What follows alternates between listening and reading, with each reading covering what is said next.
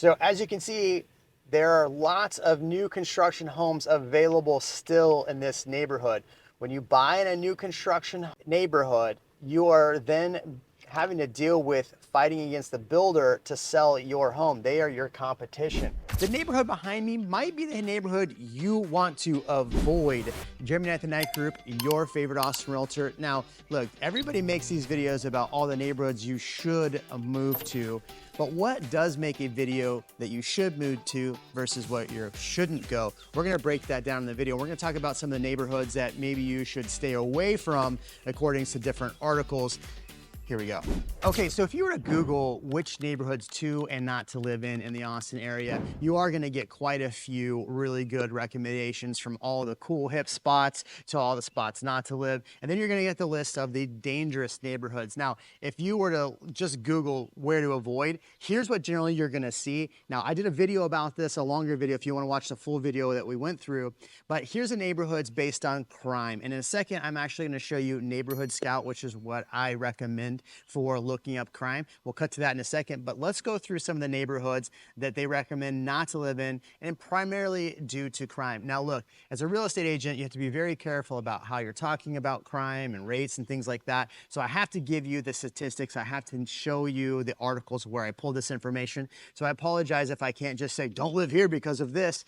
The reality is, again, some of the places I would live versus where you live are two separate things based on all these different metrics that we're going to talk about today, which make up a good neighborhood for you to live in or not live in. So the neighborhoods from this list right here say St. John, Johnston Terrace, Pecan Springs, Riverside, MLK, Rosewood, Lantopolis, Georgian Acres, Heritage Hills, and Bolden Creek. And if you actually look across a few different websites, a lot of this is kind of probably just regurgitated all the same thing, like, oh, I want to write an article too. So what makes those not great neighborhoods to live in? I mean, if you look compared to them, it's crime. So, but what does make up a good neighborhood and where maybe you shouldn't live? And I've broken this down into a few different metrics. Number one, obviously, what most of us are going to care about is crime and crime rates. And before we get to the next on this list, let me show you Neighborhood Scout and what you can do with Neighborhood Scout as far as crime and some of the things we've talked about so far. Now, this is Neighborhood Scout. It is a tool that I recommend to a lot of my clients because it is a very good tool. We have the overview here: real estate, economics, demographics, crime, and schools. If we click on the crime button here, it shows us kind of the heat map and from lowest to highest crime. Now, this is kind of what the articles that we looked at really referenced was this. If you look off to the right, though, you also see safest Austin areas. So it gives you some different statistics. I really like this because it really does break down statistics in different ways. Now, if we go look at the bottom of this, it does give you more information as well. So I think this is a really, really good tool if you are searching for this, because most real estate agents are not allowed to actually give you this information. The next one is going to be school quality. The reason why you want schools to be good is because when you're around neighborhoods with higher rated schools, you tend to see prices of those homes appreciate much faster. In a second, we'll show you some neighborhoods that are appreciating very fast around the Austin area, thanks to Neighborhood Scout as well. Oh, by the way, this video is not sponsored by Neighborhood Scout. If you know anybody at Neighborhood Scout that wants to sponsor a video, Neighborhood Scout, reach out. And real quick, here's how you can find more information about schools by going to niche.com. All right, welcome to niche.com. This is a program that I use all the time. It does help with showing information for schools. Now you can click on like areas just like Austin and look just for Austin areas. But if you look here, it also has best families, most diverse, best for buying a home. So there's a lot of data and statistics that this uses. If you look on the left hand side, it does give you a chart here where you can actually do some of your own searching. You can look at schools and the B ratings, you can look at prices, you can look at quite a few things. You can look at just straight balanced. I really enjoy the politics here because there's a lot of people moving from California or moving that want to be in a conservative area or liberal area, and those are again are kind of gray area questions that you can ask a real estate agent. So if you are looking to be a little more liberal area, you can click on this and it will show you. Obviously I have Buda checked here, but you can actually search different areas like Buda, Texas, or you can look at Austin. So you can look at areas just beyond Austin as well. Now, if we click on Austin and we want to look at the best rated schools, it's going to give us the best rated schools. If we're going to look for cheapest cost, well, it's not very cheap in the Austin area, but you can use this tool to go through and change from different things, right? If you want to look at schools that are maybe rated a C, or different prices, this is a great tool for this, and I always recommend my clients to use it. So I really like this tool for that. Now, there's lots of different things you can do in here as well, but this is the basics of what we want to look at today for this. If you've ever used this resource, niche.com, or you recommend another one, let me know in the comment section, because I'd really love to hear what is actually working for you and what's not working for you, what you find the best. All of these are obviously tools that I recommend as well, but if you have better tools that you've used, definitely drop that in the comment section. So property values and trends, this is really important as well.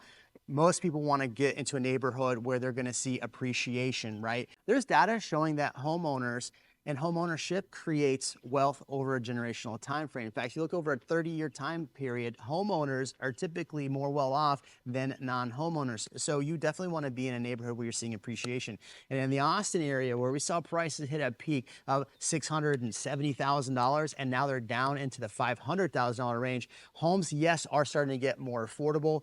I've got lots of videos on that as well. You may say they're not getting more affordable, but that's probably because some of the things we're going to talk about in the video as well.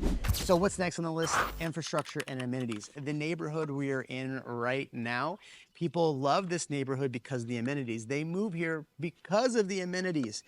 And it's still on my list of places you should probably avoid for some of the other things in this list. So amenities are really important. What pools, what parks, what location you're gonna be, what you're gonna get in the neighborhood, all of that good stuff really makes up what people wanna be in a neighborhood. The infrastructure part of that is nobody wants to live in an area that's gonna take them even longer to get to work. And so that's something when you're looking at homes, you really do want to make sure that you're looking at the drive time for your drive to either work, downtown.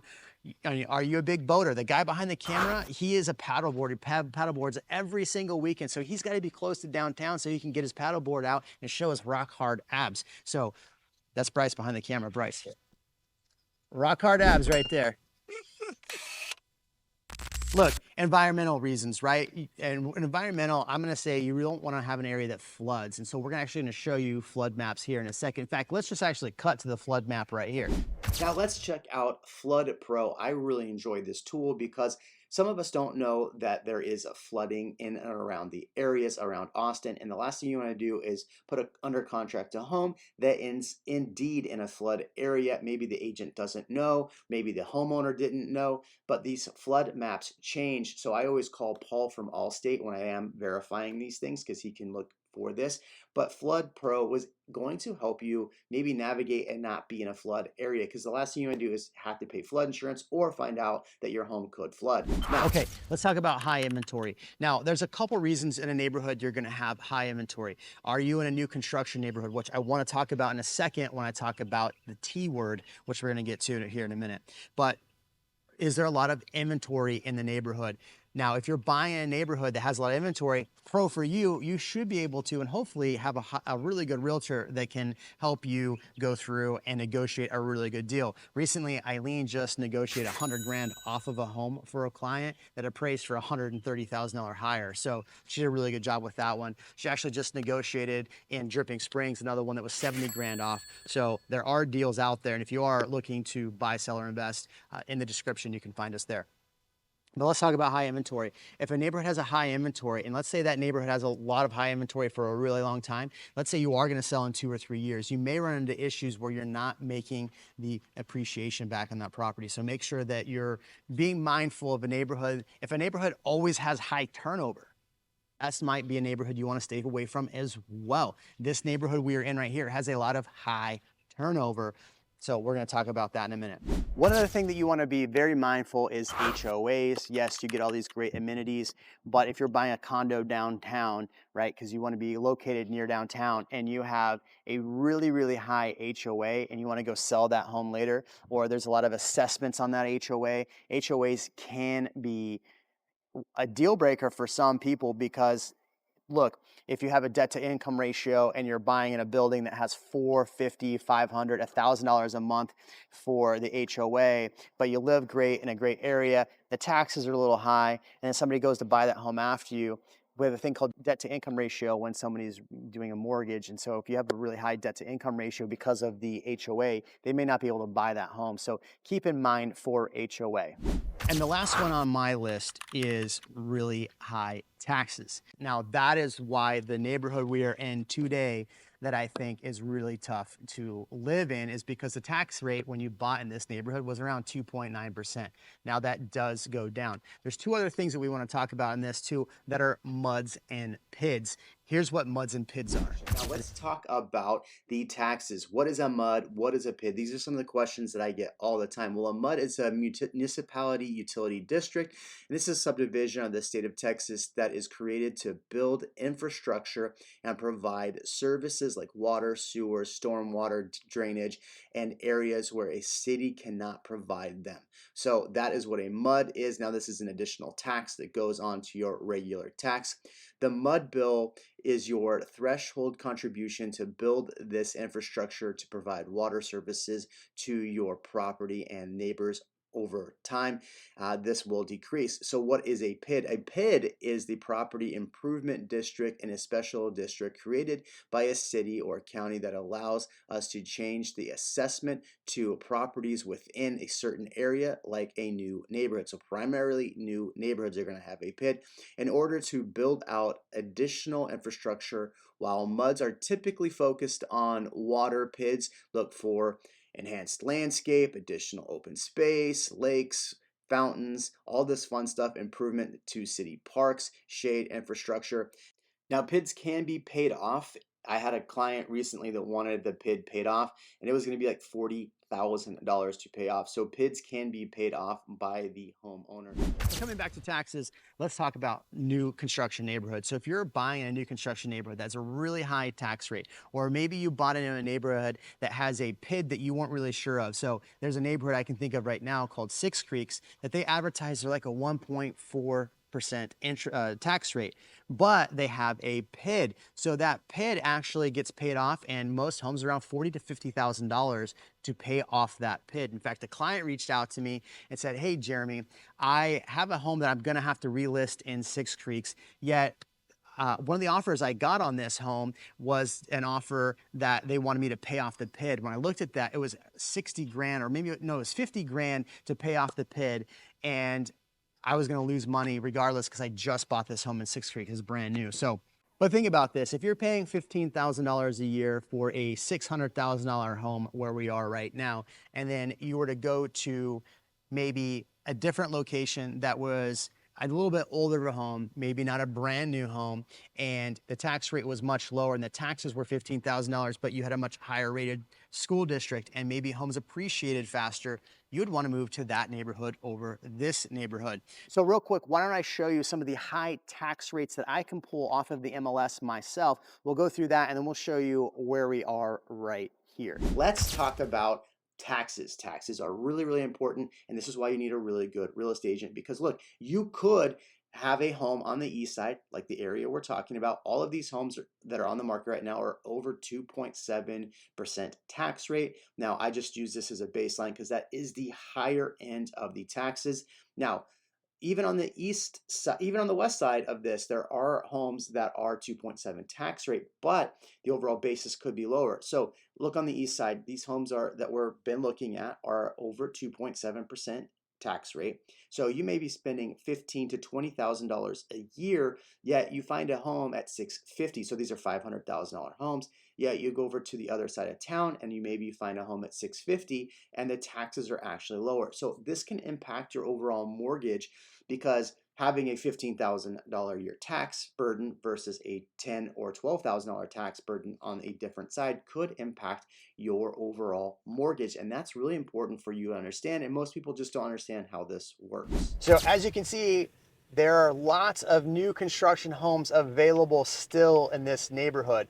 When you buy in a new construction home neighborhood, you are then having to deal with fighting against the builder to sell your home. They are your competition. So a neighborhood like this, you have a lot of inventory in as well. And so having a lot of inventory is going to be a problem for you and why you should probably avoid it. Plus, look at this neighborhood. it is a tight, compact neighborhood. Now there's different sections to this neighborhood, but it is tight, compact, and they really got homes very close together. So if you're moving to the Austin area and you want to have a home where you have a little bit of space, this is definitely not the neighborhood for that because you are really, really close to your neighbors. So that's another negative. The tax rate in here is 2.7+%. At one point it was around 3% interest rate. So that was really, really high. And so homes in here have around $15,000 to $20,000 in taxes. And you go to Del Valle ISD, which we said is a C+ school district. And so if you don't want to be in a C+ school district, have that much in taxes, have that much inventory, this is definitely not the neighborhood for you. So I've given you a bunch of resources, right? So I've given you Neighborhood Scout, I've given you niche.com, I've actually showed you the flood map. Some of the other stuff is going to be harder to find. A lot of you reach out to me and go, hey, Jeremy, what are the taxes for this area? How do the taxes work? Honestly, that stuff is stuff you're going to have to reach out to a really good realtor because you can find what the tax rates are, but each neighborhood is different and has a different tax rate.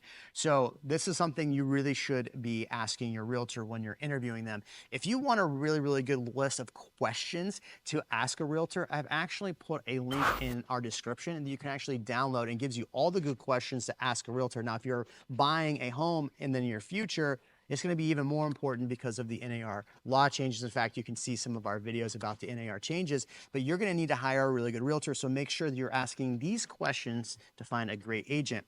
And as far as the tax questions goes, especially here in the Austin area, you definitely need to have a good real estate agent that understands, grasps what PIDs are, what MUDs are, what that's going to look like, how taxes can impact you, and where not to live. So while there's lots of reasons to love this neighborhood, there's also reasons maybe you want to avoid it.